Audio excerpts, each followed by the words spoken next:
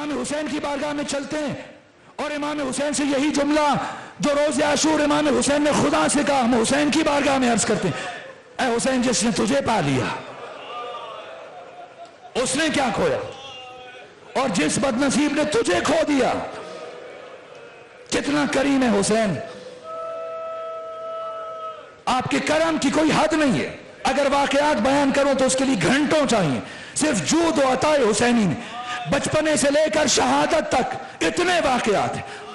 لیکن میں سب آخری جملہ عرض کروں، حسین خاک کربلا پہ اپنی شمشیر گاڑے، قبضہ شمشیر پر پیشانی رکھے، خدا کے ساتھ محو گفتگو ہے، اور دشمن میں جرت نہیں ہو رہی کہ قریب آئے، یہاں تک کہ ایک شخص لوگوں سے پوچھتے ہوئے کہتے وہ دکھاؤ وہ باغی کدھر ہے، سب ہاتھ سے اشارہ کریں وہ بیٹھا ہے، وہ خارجی کہاں ہے وہ بیٹھا ہے، اور صفوں کو چیرتا ہوا یہ آگے بڑھتا چلا آ رہا ہے، اور امام حسین کے قریب پہنچ کر اس نے امام کو سلام کیا، اور روز عاشور دشمنوں کی طرف سے پہلی مرتبہ جب کسی کو سلام کرتے سنا تو قبضہ شمشیر سے پیشانی اٹھائی، امام حسین نے سلام کا جواب دیا اور فرمایا تو مجھے مسافر معلوم ہوتا ہے، اجنبی معلوم ہوتا ہے۔ کہنے لگا آپ نے ہزاروں کی بھیڑ میں کیسے پہچانا کہ میں اجنبی ہوں، مسافر ہوں؟ امام نے فرمایا اس لیے کہ آج کے دن ان سب میں سے کوئی ایک بھی مجھے لائق سلام نہیں سمجھتا، کون ہے، کہاں سے آیا؟ کہنے لگا میں کربلا کے اطراف میں ایک دیہات میں رہنے والا تاجر ہوں، اور میں سفر تجارت سے واپس آیا تو میری ایک 3-4 برس کی بچی ہے، جب بھی میں واپس آتا تھا بڑے والہانہ انداز میں میرا استقبال کیا کرتی تھی، لیکن آج جب میں آیا تو اس نے پہلے کی مانند میرا استقبال نہیں کیا، بلکہ حیرت سے میرے سامنے آ کر کھڑی ہوئی اور مجھ سے پوچھتی ہے بابا آپ یہاں کیا کر رہے ہیں؟ میں نے پوچھا بیٹی کیوں کیا ہوا؟ کہا بابا آپ کو نہیں پتا یہاں قریب نینوا میں کربلا میں ایک خارجی نے خروج کیا، ایک باغی نے خلیفۃ المسلمین اور مسلمانوں کے خلاف بغاوت کی، اور سارے مسلمان اس خارجی اور باغی کو قتل کرنے کے لیے جمع ہوئے، بابا آپ کو بھی جانا چاہیے۔ وہ خود دوڑی دوڑی گئی، میری تلوار لے کے آئی، مجھے تلوار دی اور کہا آپ جائیں، اور جب میں تلوار لے کر یہاں میدان کربلا میں پہنچا سب سے پوچھتے ہوئے کہ دکھاؤ وہ خارجی کہاں ہے، وہ باغی کہاں ہے، وہ سب آپ کی طرف اشارہ کر رہے تھے، لیکن جب آپ کو میں نے قریب سے دیکھا تو آپ مجھے کہیں سے خارجی معلوم نہیں ہو رہے، کہیں سے باغی معلوم نہیں ہو رہے، کون ہے اپنا تعارف کروا دیجیے۔ ایک مرتبہ حضرت نے فرمایا آنے والے میں کوئی خارجی یا باغی نہیں، تمہارے نبی کا نواسہ حسین ابن علی۔ عرض کرنے لگا فرزند رسول اجازت دیں کہ میں آپ کی نصرت میں جہاد کرتے ہوئے شہید ہو جاؤں۔ فرمایا میری اجازت نہیں ہے، میری اجازت نہیں ہے، جلدی کرو حدود کربلا سے باہر نکل جاؤ۔ میں ان قریب صدا استغاثہ بلند کرنے لگا، اور جس جس کے کان میں میرے استغاثے کی صدا جائے گی اس پر نصرت کرنا واجب ہو جائے گی، اگر نہیں کرے گا تو گنہگار ہو جائے گا۔ یہ چلا امام کی بات سن کر چند قدم طے کیے، یا امام حسین کی آواز بلند ہوئی واپس آؤ۔ جب یہ واپس آیا امام حسین نے فرمایا کیا بھول گئے جب تم سفر تجارت پر جا رہے تھے تمہاری 4 برس کی بیٹی نے تم سے کیا مطالبہ کیا تھا؟ کیا تمہاری بیٹی نے تم سے یہ نہیں کہا تھا کہ بابا جان اس دفعہ واپسی پر میرے لیے یمنی عقیق کی انگشتری لے کے آنا؟ امام حسین نے چھوٹی انگلی سے اپنی یمنی عقیق کی انگشتری نکالی اور آنے والے تاجر کو دی، یہ لے جاؤ، جا کے بیٹی کو دینا اور اسے بتانا وہ کوئی خارجی یا باغی نہیں تھا، تمہارے نبی کا نواسہ حسین ابن علی تھا، جسے امت نے 3 دن کا بھوکا اور پیاسا شہید کر دیا۔ آؤ میرے عزیزوں، وہ حسین کے جو ایک اجنبی کی بیٹی کو بھی فراموش نہیں کر رہے، اس حسین کا اپنی بیٹی سکینہ کے ساتھ کیا سلوک ہوگا؟ حسین ابن علی کے سینے کا تعویذ جناب سکینہ، یہاں تک میں نے پڑھا ہے کہ مدینہ میں یہ بی بی اپنے بابا کے ساتھ اس درجہ مانوس تھی کہ ہمیشہ کھانا بابا کے ساتھ کھاتی تھی. کبھی چھوٹے چھوٹے لقمے ہاتھوں سے بنا کر امام حسین کے دہن میں رکھتی تھی. کبھی امام حسین لقمے بنا کے اپنی بیٹی کے دہن میں رکھتے. یہ عاقلانہ محبتیں ہیں، یہ کربلا کے لیے تیار کیا جا رہا ہے. بچی عام طور پر ماؤں کے ساتھ ہوتی ہیں، یہ بچی اپنے بابا حسین کے سینے پر سوتی تھی. اور نماز ظہر کے بعد یہ بچی 2 جائے نمازیں بچھا کر اپنے بابا کے انتظار کیا کرتی تھی.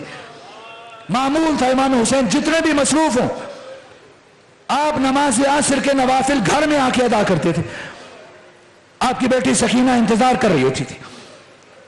وہ تعلق جو مچھلی کا پانی سے ہے، آئیں بس اب چونکہ شبیہ ذوالجناح کو لایا جائے گا اس لیے چند جملے عرض کروں.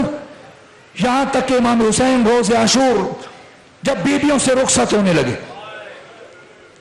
اور ثانیہ زہرا نے اس مرحلے پر عجیب خواہش کی کہ بھیا حسین میں چاہتی ہوں کہ آپ ہمارے درمیان میں سے گزرے. کس طرح؟ ثانیہ زہرا نے ایک طرف بیوہ خواتین کی صف بنائی ہے اور ایک طرف یتیم بچیوں اور یتیم بچوں کی صف بنائی، اور امام حسین سے خواہش کی کہ آپ ہمارے درمیان سے سب کو ایک ایک کو ملتے ہوئے جائیں. آپ غور کریں گے ثانیہ زہرا نے یہ خواہش کیوں کی؟ مجھے یہ بات سمجھ نہیں آتی تھی کہ حضرت نے بی بی نے حضرت سے یہ خواہش کیوں کی. لیکن ایک گفتگو میری نگاہ سے گزری، مرحوم اظہر حسن زیدی صاحب انہوں نے بڑی خوبصورت مثال دی. وہ کہتے ہیں کہ جب ایک مملکت کا سربراہ دوسرے ملک جاتا ہے تو وہ میزبان سربراہ مملکت آنے والے مہمان کے اعزاز میں گارڈ آف آنر پیش کرتا ہے، اپنی فوجوں کی سلامی پیش کرتا ہے اس کے اعزاز میں. اب ثانیہ زہرا نے روز عاشور ایک طرف بچوں کی صف بنائی، بچیوں کی صف بنائی، دوسری طرف بیوہ خواتین کی صف بنائی، اور اپنے بھائی حسین کو یہ پیغام دینے کے لیے کہ بھیا حسین آپ نے کربلا کا محاذ فتح کر لیا. ایک مرتبہ نگاہ اٹھا کر اپنی بہن کے اس لشکر کو بھی دیکھتے ہوئے جائیے جس لشکر کو لے کر کے آپ کی بہن نے 3 بر اعظموں کے مطلق العنان حکمران کی حکومت کو نابود کرنا ہے. امام حسین ایک بی بی سے ایک بچے سے رخصت ہو رہے ہیں. یا زینب و یا ام کلثوم و یا سکینت و یا رباب و یا جاریت امی فضہ علیکن من السلام، سب کو سلام کر رہے ہیں. خیمے سے باہر آئے اور گھوڑے پر سوار ہوئے اور گھوڑے کو ایڑ لگائی. یہ مرحلہ آپ کا فرس با وفا رکا ہوا ہے. یہاں تک کہ حضرت نے فرمایا اے میرے فرس با وفا، یہ میری آخری خدمت ہے، میں اس کے بعد تجھے مزید زحمت نہیں دوں گا.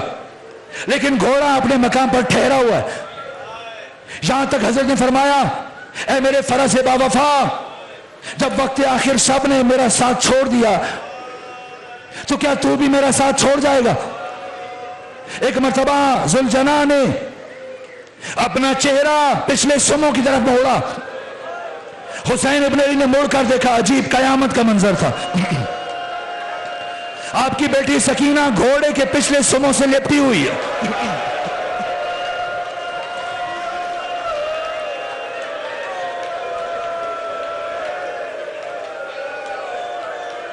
یہ کہہ رہی ہے ذوالجناح میرے بابا کو دشمنوں کے مجمع میں نہ لے جانا. حسین ابن علی گھوڑے کی زین سے زمین پر آئے، جناب سکینہ کو اٹھایا اور اپنی گود میں بٹھایا اور پیار کرنے لگے اور باتیں کرنے لگے.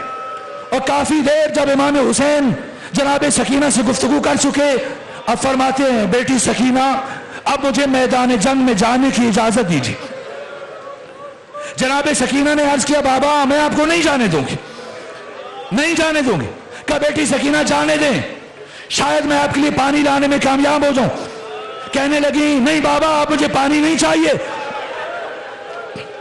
چچا عباس بھی یہی کہہ کر گئے تھے بابا میں آپ کو نہیں جانے دوں گی. اب جب امام حسین نے یہ دیکھا کہ میری بیٹی سکینہ کسی طور مجھ سے الگ ہونے کے لیے تیار نہیں، اب حسین جیسا حساس امام کبھی زبردستی سکینہ جیسی بیٹی کو خود سے الگ نہیں کر سکتا. اب امام حسین نے اپنی تربیت کا اثر آزمایا اور فرمایا سکینہ تمہیں پتا ہے تمہاری ولادت کیوں ہوئی تھی؟ سکینہ جانتی ہو تم کیوں دنیا میں آئی تھی؟ کہ نہیں بابا آپ بتائیں۔ فرمایا سنو سکینہ، میں نے اپنی تہجد کی دعاؤں میں نے اپنی نماز شب کی دعاؤں میں تمہیں رو کر اپنے اللہ سے اس لیے مانگا تھا، پروردگار تو مجھے ایک ایسی بیٹی عطا فرما جسے میں بہت زیادہ چاہوں، جسے میں بہت زیادہ پیار کروں، جس کے بغیر گھر مجھے اچھا نہ لگے، لیکن اے پروردگار اگر کبھی تیرے دین پر مشکل وقت آ جائے، وہ میری جدائی برداشت کرے، اسے تازیانے لگے صبر کرے، تماچے لگے صبر کرے، اس کے کانوں سے بندوں کو نوچا جائے صبر کرے، اس کے دامن میں آگ لگے صبر کرے۔